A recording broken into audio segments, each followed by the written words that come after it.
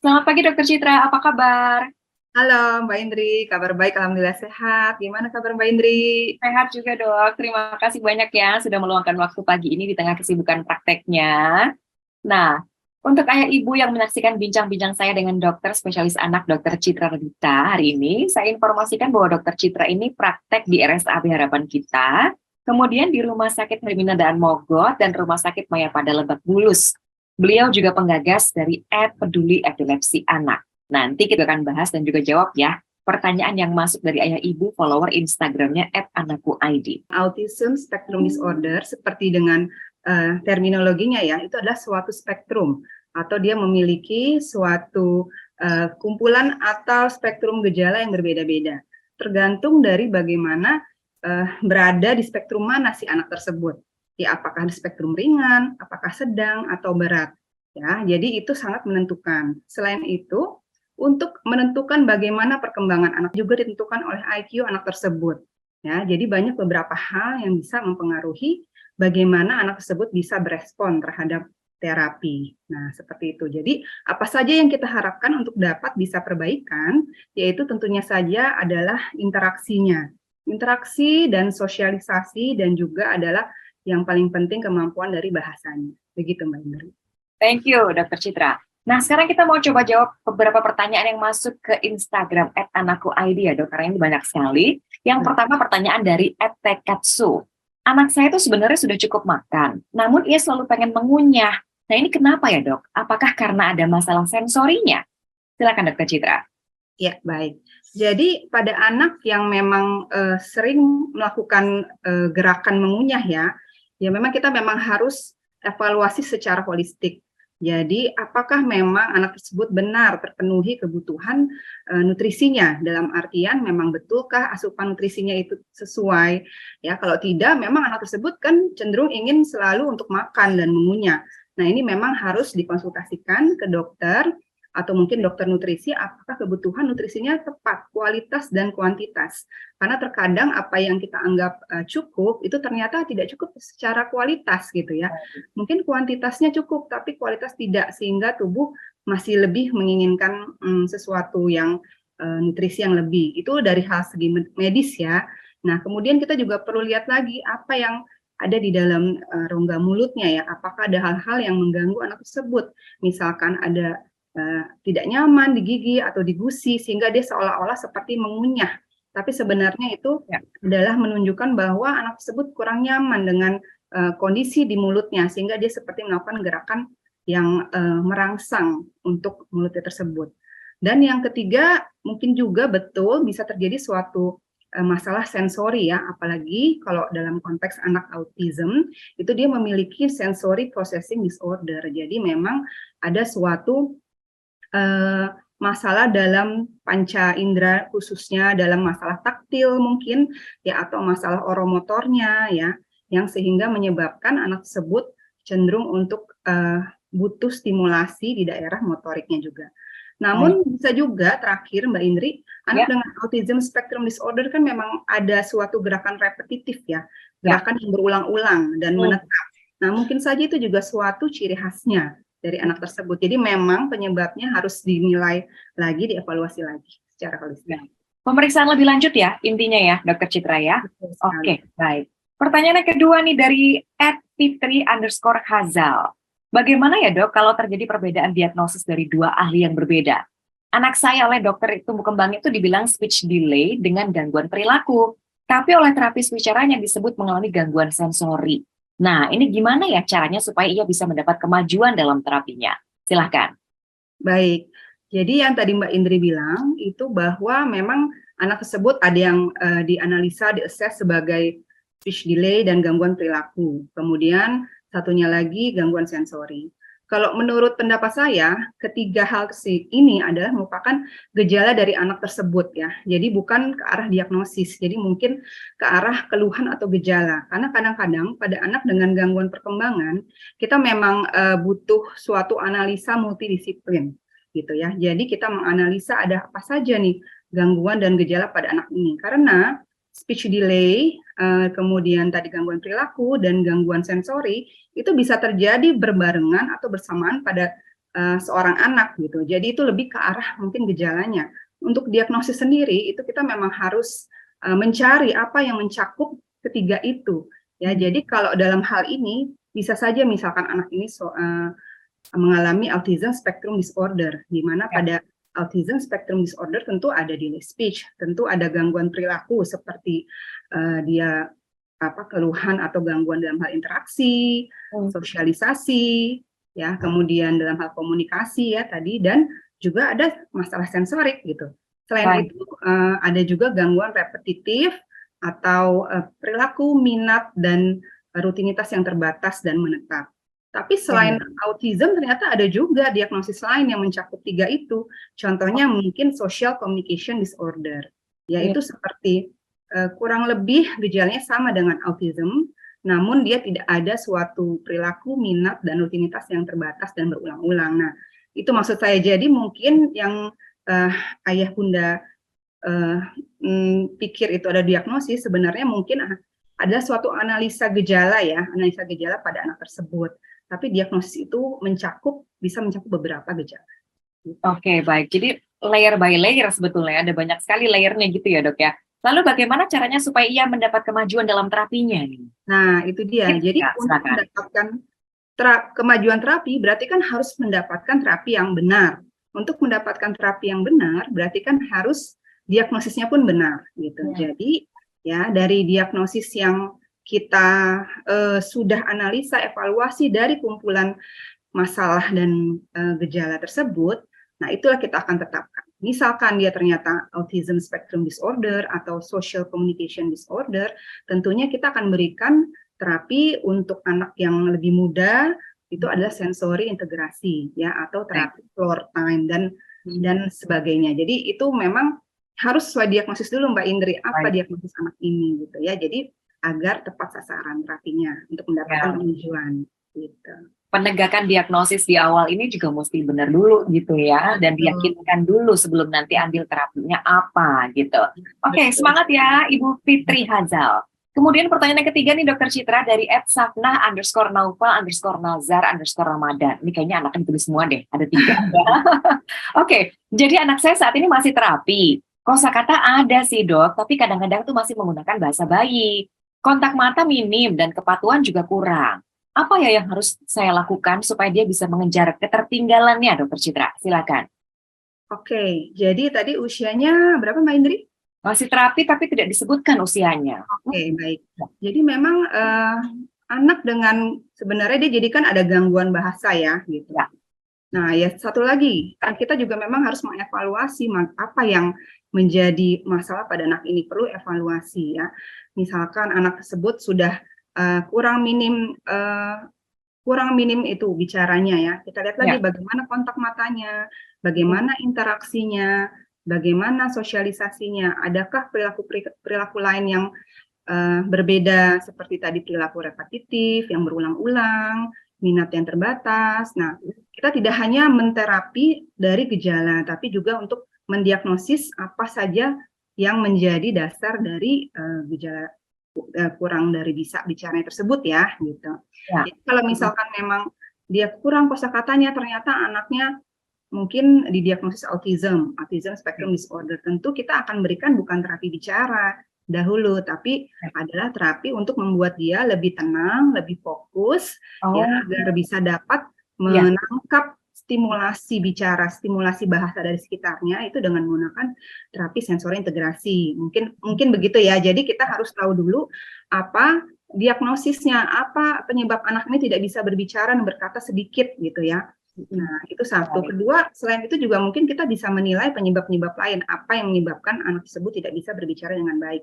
Masalah medis lainnya ya, contohnya mungkin ada masalah pendengaran, atau mungkin ada masalah di rongga mulutnya, seperti bibir sumbing, atau kelainan palatum atau langit-langit ya, atau mungkin ada gangguan neurologis atau saraf lainnya. Nah, itu mungkin dokter saraf anak akan menilai secara menyeluruh seperti itu. Jadi, tidak hanya menterapi dari gejala, tapi kita evaluasi gejala-gejala penyerta lainnya dan kita diagnosis untuk mendapatkan terapi yang tepat. Oke, baik. Jadi evaluasi akar masalahnya itu di mana gitu kira-kira ya. Baik, Berikutnya, pertanyaan berikutnya nih dari F3 Darmasari. Dokter Citra, anak saya tuh usia 18 bulan ya, sudah punya beberapa kosakata dan paham instruksi nih. Namun pada usia 22 bulan, dia tuh terkena kejang demam. Semenjak itu nih dok, kosakatanya berkurang. Terus dia terlihat kurang paham instruksi gitu. Nah, apakah kemunduran perkembangan itu bisa disebabkan oleh si kejang demam tadi? Silakan dokter Citra. Ya, baik.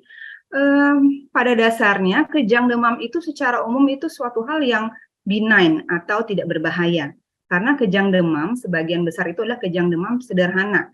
Maksudnya sederhana adalah kejang demam yang tidak lama, tidak lebih dari 15 menit, tidak berulang, dan tidak menimbulkan gejala neurologis ya, atau tidak ada gangguan saraf setelahnya. Dan memang menurut penelitian, kejang demam sederhana tidak menyebabkan suatu sequel ya atau komplikasi saraf ya. Namun ada juga disebut sebagai kejang demam kompleks. Itu adalah kejang demam yang mungkin derajat untuk keparahannya atau beratnya tuh lebih ya. Jadi memang dia bisa berulang lebih dari satu kali dan kejangnya bisa lama, bisa lebih dari 15 menit dan setelah itu bisa menimbulkan suatu defisit neurologis atau gangguan saraf. Nah, jadi pada anak ayah bunda ini yang mana kejang demamnya.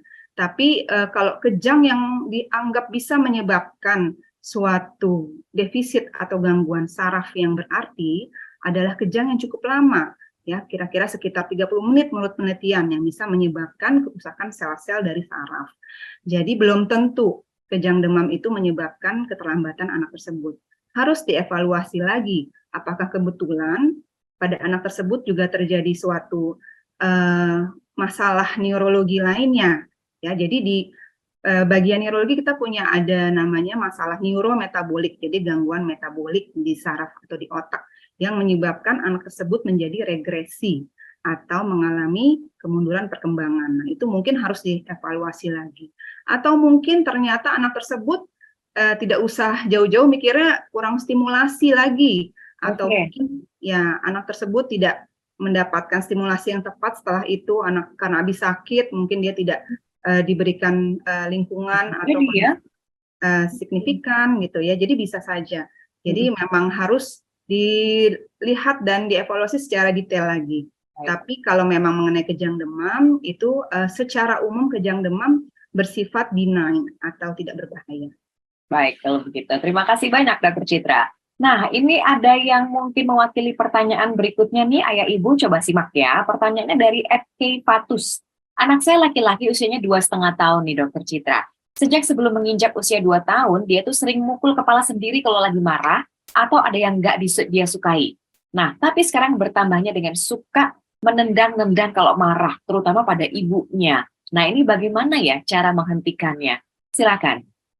Oke, baik Mbak Indri. Jadi memang anak sekitar usia 2 tahun, 3 tahun itu memang ada kecenderungan memperlihatkan suatu perilaku yang seperti itu ya. Jadi dia suka melukai diri sendiri, memukul orang lain atau dirinya. Nah, mungkin saja itu karena cara dia untuk mengendalikan atau mengatasi emosinya. Seperti itu. Jadi, mereka usia anak 2 tahun itu kan tidak seperti orang dewasa. Jika dia memiliki suatu masalah atau apa yang ingin disampaikan, itu dia tidak bisa untuk membahasakan atau mengkomunikasikannya dengan jelas ya, dan bahkan tidak bisa mengendalikan emosinya dengan baik gitu ya. Jadi memang itu bisa jadi salah satu jadi penyebabnya ya. Dan kalau misalkan memang seperti itu, kita memang harus berikan suatu feedback ya, dalam artian gini, kita bantu anak tersebut untuk mencari tahu apa penyebabnya ya. Kita cari tahu apa ini penyebabnya anaknya seperti ini. Ya, setelah itu kita coba untuk pahami, validasi dan komunikasikan. Jadi misalkan anak ini seperti itu, memukul-mukul kepalanya, kita coba untuk tahan dan kemudian kita cari tahu, mungkin kita ternyata bisa mengetahui dia ingin sesuatu, misalkan ingin suatu es krim. Kita bilang, oh misalkan adik mau es krim ya, adik marah karena mau es krim gitu. Nah, lalu kita pahami, oh iya mama tahu pasti adik pengen banget es krim ya. Kita pahami perasaannya, makanya adik marah. Kemudian kita, tapi kita harus berikan validasi bahwa maaf ya belum bisa kita kasih es krimnya mama, karena mungkin adik lagi sakit gitu ya. Dan kita jadi berikan suatu komunikasi ya, dan kita cari tahu juga penyebabnya apa. Nah, seperti itu. Tapi ada juga penyebab lain lagi, Mbak Indri. Misalkan pada anak dengan autism spectrum disorder, memukul-mukul kepala itu mungkin salah satu dari gejala dari sensory processing disorder-nya, di mana terdapat suatu keadaan yang hiposensitif ya. Jadi anak tersebut memerlukan stimulasi atau sensasi yang berlebihan, terutama di taktil kepalanya, khususnya pada kondisi-kondisi di mana anak tersebut tidak nyaman. Ya. Dan kedua, pada anak autism spectrum disorder juga ada gerakan repetitif atau perilaku yang berulang-ulang, dan menurut dia itu suatu hal yang menjadi pengendali dari dirinya atau emosinya. Seperti itu, Mbak Indri. Jadi ada banyak beberapa penyebab. Ada banyak, betul ya penyebabnya. Biasanya berlaku gitu ya sampai usia berapa ya, Dok? 2 tahun sampai 3 tahun atau sampai usia berapa? Ya, baik. Jadi pada anak yang secara umum ya, jadi Mbak Indri, jadi secara umum memang pada saat anak belum bisa berkomunikasi dengan baik, jadi sekitar 2 sampai 3 tahun ya. Tapi setelah itu kan anak sebenarnya sudah bisa berkomunikasi dengan baik. Di atas 3 tahun kan sebenarnya bahasa anak sudah bisa dimengerti 80 sampai 90%. Ini pada anak yang memang secara umum. Tapi pada anak dengan autism spectrum disorder, nah tadi yang seperti saya sampaikan bahwa ada beberapa spektrum atau jadi kisaran ya dari bagaimana seberapa berat gejalanya. Nah, itu memang tergantung lagi. Jadi kalau ya, jadi memang berbeda antara autism spectrum disorder tersebut. Tergantung kondisinya ya, karena itu bersifat masing-masing dan personal juga gitu. Oke, pertanyaan berikutnya nih dari @artati1510. Halo, selamat pagi, selamat siang. Anak saya usia 34 bulan, belum mampu bicara nih Dokter Citra. Kosakatanya sangat sedikit, meski sudah ikut terapi wicara. Nah, apakah di usia itu memang belum mampu berkomunikasi dengan baik kah?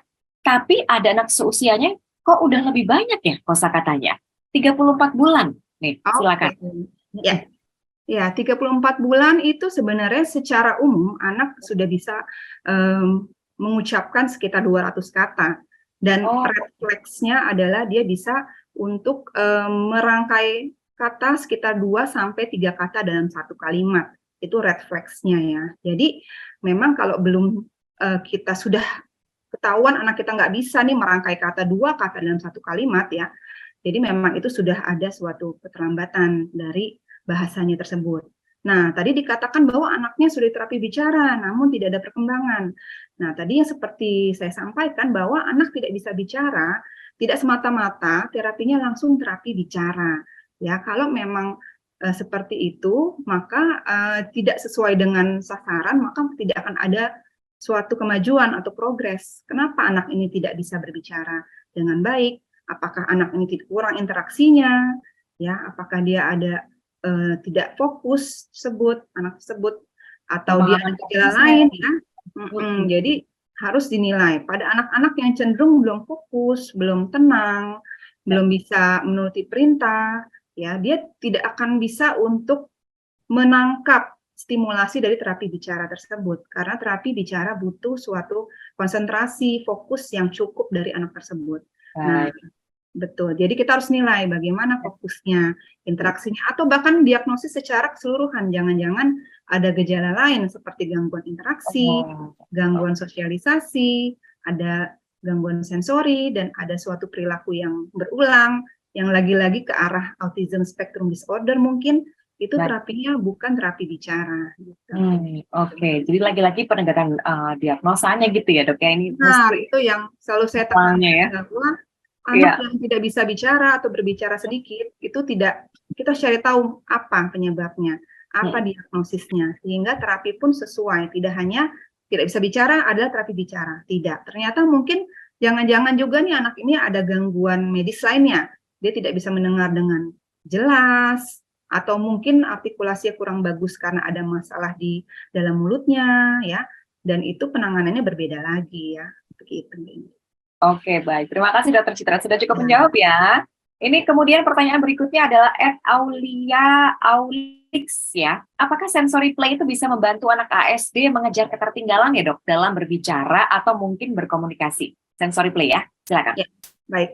Ya, sensory play itu adalah kan pada dasarnya bermain dengan segala stimulasi sensorik.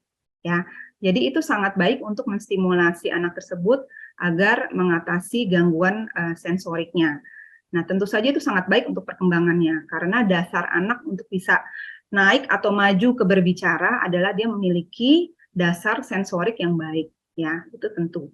Tapi tentunya lagi tidak bisa hanya semata-mata sensory play, tapi juga ada harus stimulasi dan interaksi dengan orang tuanya. Jadi alangkah baiknya jika sensory play juga diikuti dengan interaksi dengan orang tua. Jadi dia tidak dibiarkan saja sendiri main sensory play. Kita juga harus berinteraksi bersama. Dan ada lagi namanya permainan seperti kayak floor time gitu ya, cara bermain maksudnya dengan cara floor time.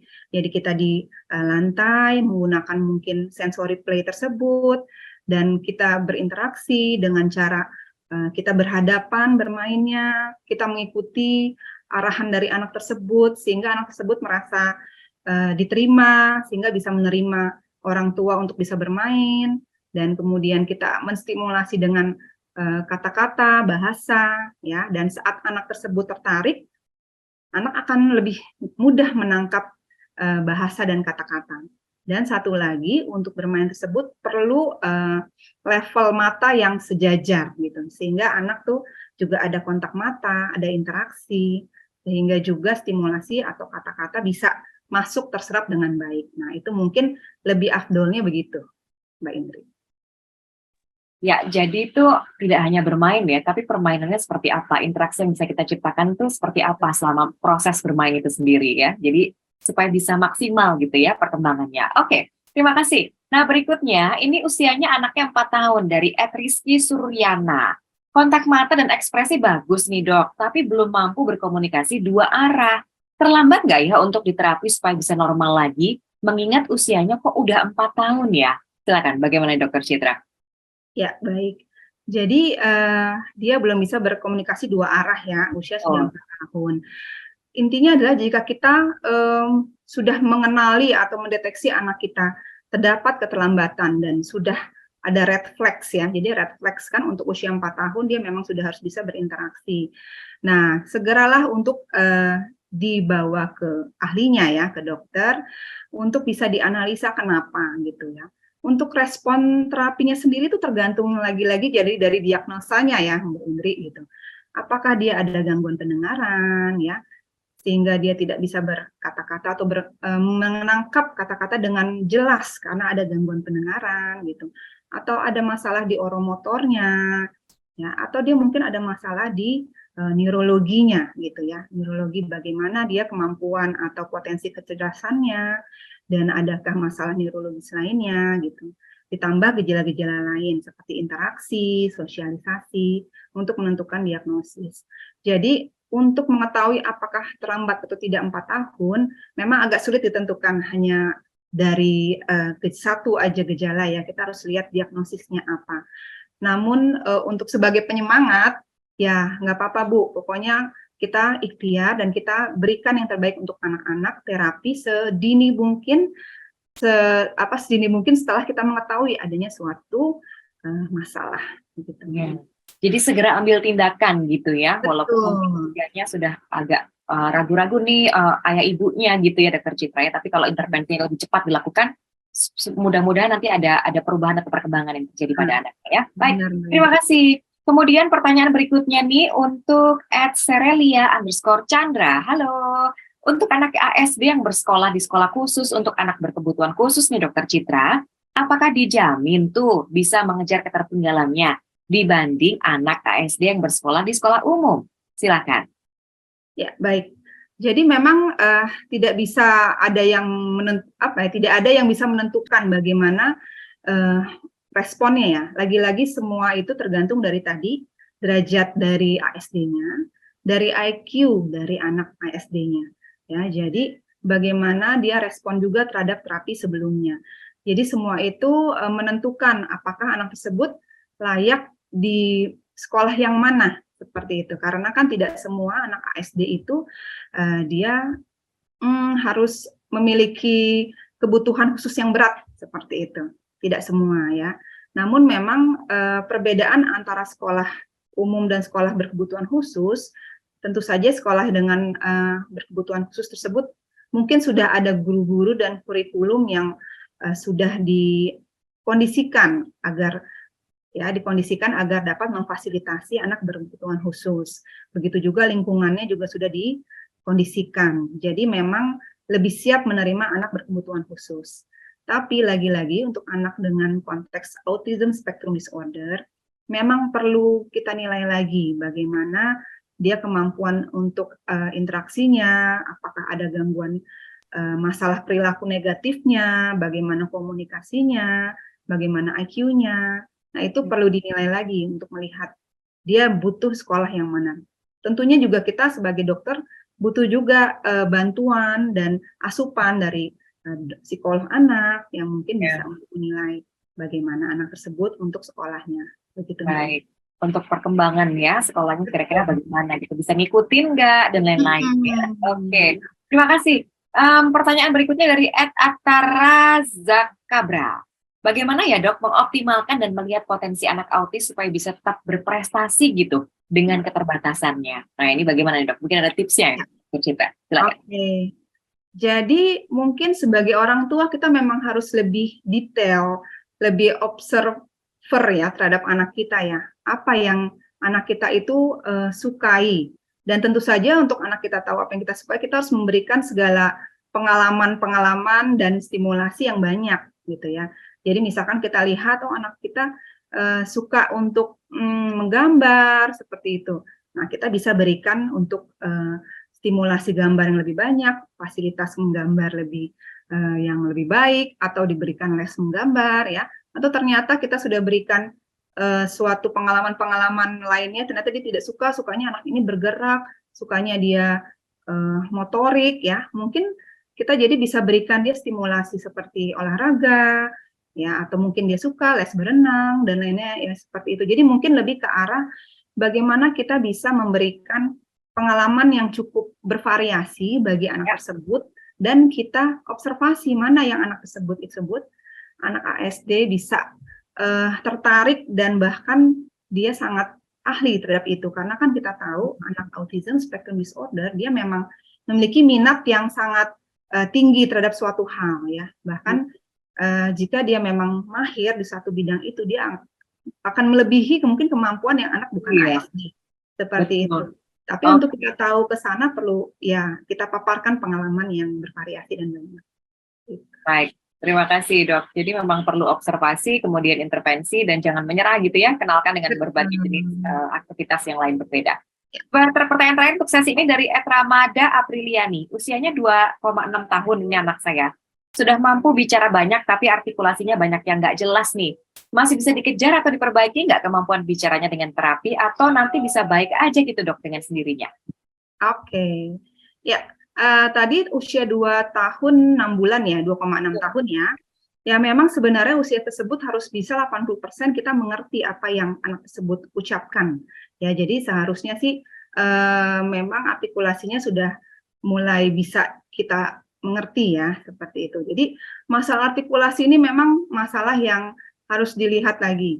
Karena memang ada beberapa penyebabnya. Jika anak yang tidak bisa mendengar dengan jelas, dia akan menangkap kata itu juga setengah-setengah gitu. Jadi dia akan ucapkannya juga dengan tidak tepat gitu ya. Jadi kesannya juga artikulasinya nggak baik. Kedua, jika masalah ada terdapat di mulutnya, ada langit-langit yang tinggi atau ada bibir sumbing, bibir palatumnya juga atau langit-langitnya ada masalah, itu juga akan mempengaruhi bagaimana produksi suara ya. Dan kemudian kita lihat juga adakah suatu masalah di oromotornya ya, apakah ototnya cukup kuat ya, dan kemudian apakah ada masalah lain saraf lainnya yang mempengaruhi dari kemampuan berbicara, apakah bagaimana kekuatan tonus lidahnya, mulutnya ya, itu semua harus kita nilai ya. Apa yang menyebabkan anak tersebut artikulasinya kurang baik gitu. Tentu saja ya harus segera dievaluasi dan diintervensi ya, karena memang tidak bisa kita diamkan begitu saja gitu ya, karena kadang dulu kan suka kita bilang nggak apa-apa nanti bisa sendiri. Nah itu sekarang kita tidak bisa boleh berpikir segitu ya, tidak berpikir gitu lagi, tapi kita berpikir kenapa dan lebih mencari tahu lebih awal untuk dapat intervensi yang lebih cepat. Gitu. Baik. Waduh, terima kasih banyak loh Dokter Citra. Jadi yang bisa kita harapkan atas perbaikan ya untuk diantaranya, jangan lupa untuk penegakan diagnosa awal ini sangat penting sekali ya Dokter Citra ya, supaya kita bisa tahu intervensi apa yang bisa kita lakukan diantaranya melalui terapi misalnya. Kemudian terapi apa yang bisa mendukung perkembangannya ini keberhasilannya juga bermacam-macam, mulai dari program yang dijalankan, kemudian terapisnya seperti apa, suasana terapi juga harus menyenangkan ya, kemudian konsistensi terapi yang bisa dilakukan, dan juga bantuan orang tua untuk bisa mengulanginya di rumah dan memberikan terus-menerus stimulasinya gitu ya, supaya bisa mengalami perkembangan yang berarti. Dan juga jangan lupa untuk anak-anak dengan ASD yang juga mengalami perkembangan atau mengalami gangguan perkembangan, ini jangan lupa harus segera dievaluasi dan juga diintervensi gitu ya, Dokter Citra ya, sesuai dengan saran dari dokter spesialis anak dan juga psikolognya, dan juga mungkin apa yang terapinya harus dilakukan.